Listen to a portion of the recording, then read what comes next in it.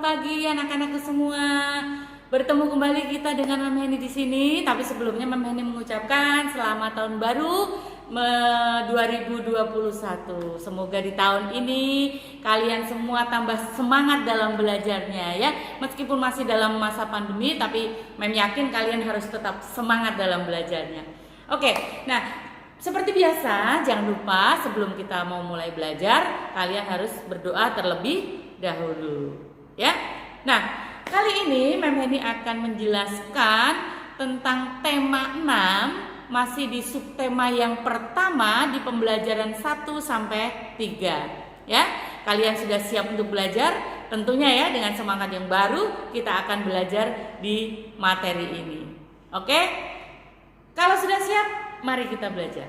Ya, anak-anakku, sekarang kita akan belajar di tema 6, masih di subtema yang pertama, pembelajaran ke-1 sampai dengan ke-3 ya. Kita akan mulai lagi belajar kita pada tahun baru ini. Ya, sudah siap ya? Kita akan mulai. Kita akan belajar tentang melaksanakan kewajiban sebagai warga negara, khususnya warga negara Indonesia ya. Nah, kita akan belajar tentang pelajaran PPKN. Ya. Aturan tentang kepedulian terhadap lingkungan bertujuan untuk menciptakan keseimbangan lingkungan yang berdampak pada kesejahteraan rakyat. Perilaku peduli terhadap lingkungan itu dapat ditunjukkan dalam kegiatan sebagai berikut. Yang pertama yaitu merawat lingkungan ya, kita tentunya harus merawat lingkungan kita ya. Yang kedua, menjaga keamanan dan ketertiban lingkungan. Yang ketiga, mematuhi peraturan di lingkungan sekitar. Yang keempat, membersihkan lingkungan. Dan yang kelima, bisa juga kita melakukan reboisasi. Nah, itu tadi adalah perilaku peduli terhadap lingkungan.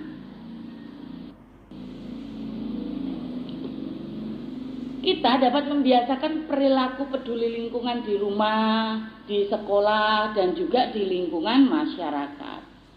Nah, dengan kita mematuhi semua peraturan, berarti kita telah mengisi kemerdekaan dengan kegiatan yang positif. Nah, sekarang apa usaha membangun masyarakat Indonesia yang sejahtera? Nah, usaha membangun masyarakat Indonesia yang sejahtera itu antara lain, yang pertama, meningkatkan taraf kehidupan bangsa. Yang kedua, meningkatkan kecerdasan bangsa. Dan yang ketiga adalah mengembangkan segala potensi yang dimiliki untuk kemajuan bangsa.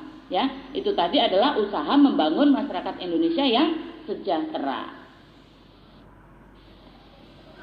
Sedangkan kewajiban mengikuti pendidikan dasar bagi setiap warga negara itu ditegaskan dalam UUD 1945 atau UUD 1945 itu pada pasal 31 ayatnya yang kedua. Nah, bagaimana bunyi pasal 31 ayat kedua UUD 1945? Yaitu setiap warga negara wajib mengikuti pendidikan dasar dan pemerintah wajib membiayainya. Nah, itu tadi adalah kewajiban mengikuti pendidikan dasar bagi setiap warga negara yang dituangkan dalam Undang-Undang Dasar 1945 pasalnya yang ke-31 ayat yang kedua. Nah, kewajiban itu apa ya? Kita sudah selalu bahas tentang kewajiban hak ya. Kewajiban adalah segala sesuatu yang harus dilakukan menurut aturan yang berlaku. Nah, sekarang apa kewajiban kalian sebagai seorang pelajar di sekolah? Ya, yang pertama pasti mematuhi tata tertib sekolah.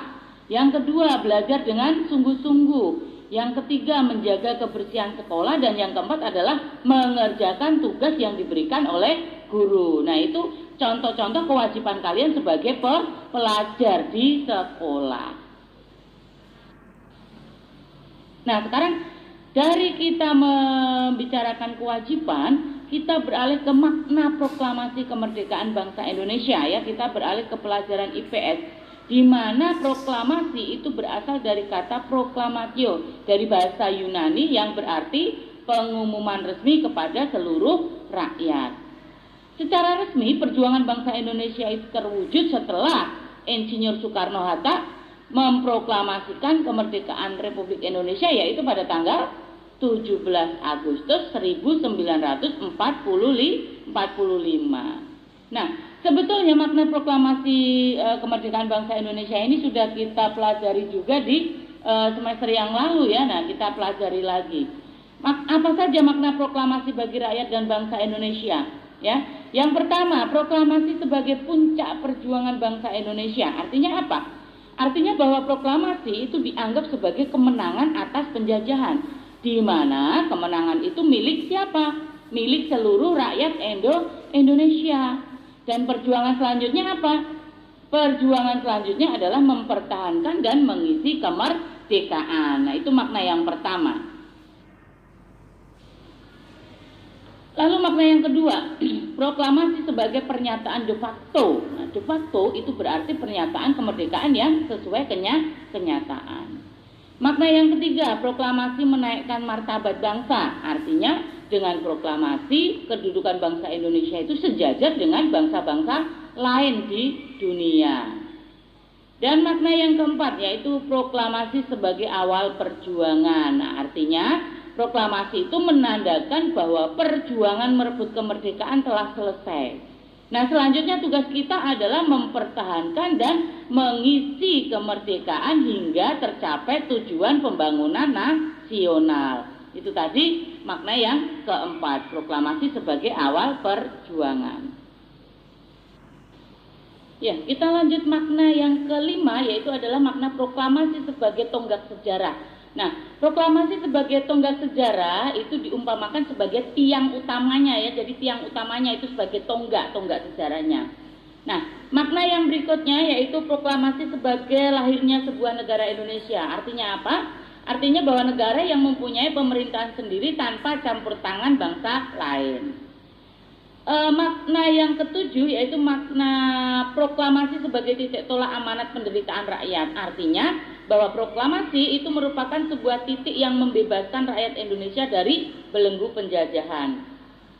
Dan makna yang kedelapan yaitu adalah proklamasi sebagai akhir penjajahan di Indonesia. Artinya apa? Artinya bahwa Indonesia itu menolak segala jenis dan bentuk penjajahan ya. Seperti kalian kalau baca di dalam pembukaan Undang-Undang Dasar 1945 ya, bahwa sesungguhnya kemerdekaan itu ialah hak segala bangsa dan oleh sebab itu maka penjajahan di atas dunia harus dihapuskan karena tidak sesuai dengan peri kemanusiaan dan peri keadilan. Nah, itu tadi adalah beberapa makna proklamasi.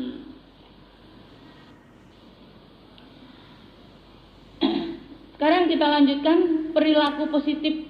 Itu berarti perilaku yang sesuai dengan norma dan aturan dalam masyarakat. Nah, perilaku positif itu yang bagaimana ya? Perilaku positif itu antara lain, yang pertama mandiri. Nah, kita harus mandiri. Yang kedua kritis, ketiga kreatif ya. Yang keempat berani membela kebenaran, dan yang kelima adalah menjunjung tinggi prinsip-prinsip dan tujuan yang telah disepakati bersama. Sedangkan perilaku positif terhadap makna proklamasi kemerdekaan itu dapat diwujudkan dengan cara menghargai jasa para pahlawan. Nah, dari makna proklamasi kita akan beralih ke mencari sebuah informasi dalam teks bacaan. Berarti kita beralih ke bahasa Indonesia. Nah, bagaimana cara kita bisa memperoleh sebuah informasi penting dari sebuah teks? Ya, yang pertama pasti membaca judulnya dulu. Ya, kalau kita membaca suatu teks itu pasti ada judul kan? Kita baca judulnya terlebih dahulu. Baru yang kemudian kita membaca teks dengan cermat. Untuk apa? Untuk mengetahui isi teks tersebut. Dan yang berikutnya adalah membuat daftar pertanyaan untuk setiap paragraf, sehingga memudahkan kita dalam memperoleh informasi dari teks tersebut, dari masing-masing paragraf ya. Nah, judul dapat dikatakan sebagai jabaran dari topik atau tema. Karena itu, judul harus mampu mencerminkan topik atau tema dan tidak boleh menyimpang dari intinya. Nah, itu tadi adalah bagaimana kita mencari sebuah informasi penting di dalam sebuah teks. Lalu kita beralih ke interval nada. Nah, ini juga sudah dipelajari di semester yang lalu ya. Interval nada yaitu apa? Jarak antara nada yang satu ke nada yang lain diukur tinggi rendahnya. Itu disebut dengan interval nada. Nah, di dalam buku kalian itu ada lagu yang berjudul Aku Cinta Lingkungan. Nah, itu ciptaannya Uli Hari Rusadi ya. Nah, dalam lagu ini itu bercerita tentang kepedulian terhadap lingkungan rumah ya. Kalian bisa pelajari lagunya, ada di buku kalian. Oke, dari interval nada kita beralih ke pubertasnya. Ini kita beralih ke pembelajaran IPA ya. Selain mengalami pertumbuhan, manusia itu juga mengalami perkembangan seperti kalian. Kalian tidak mungkin langsung sebesar ini ya. Jadi kalian itu mengalami pertumbuhan. Nah, perkembangan adalah proses menuju tercapainya kedewasaan.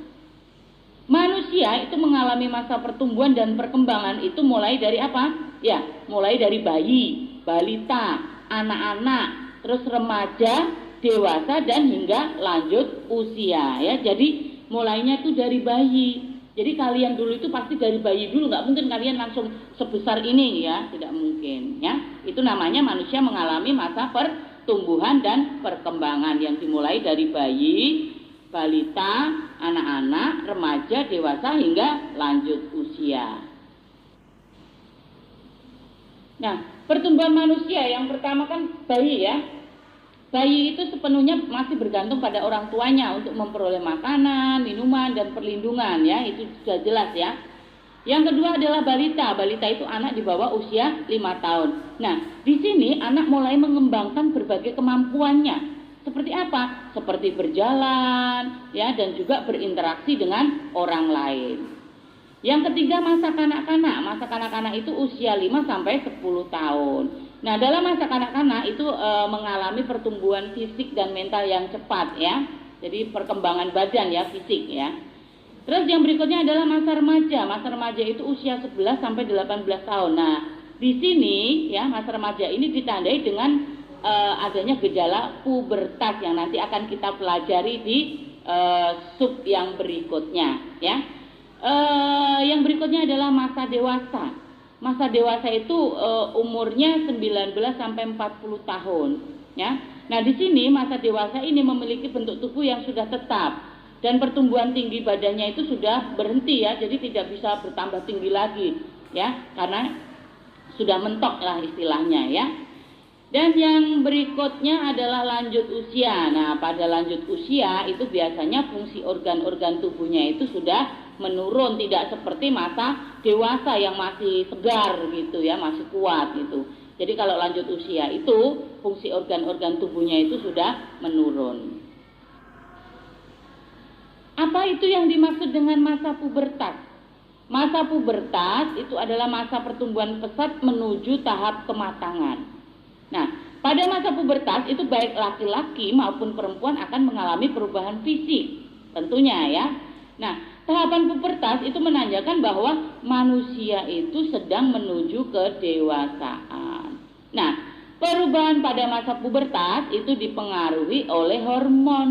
Apa itu hormon? Hormon itu adalah zat yang dihasilkan oleh tubuh untuk mengendalikan proses-proses tertentu di dalam tubuh. Ya, nah nanti bagaimana ciri-ciri pubertas nanti akan kita pelajari di pertemuan yang selanjutnya.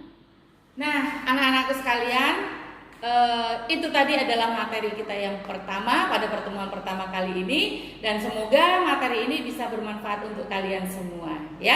Dan kita akan bertemu lagi dengan materi selanjutnya di pertemuan yang berikutnya ya. Tetap jaga kesehatan, jaga kebersihan, dan jangan kemana-mana. Tetap terus bersama channel di SD Mawar Saram. Bye.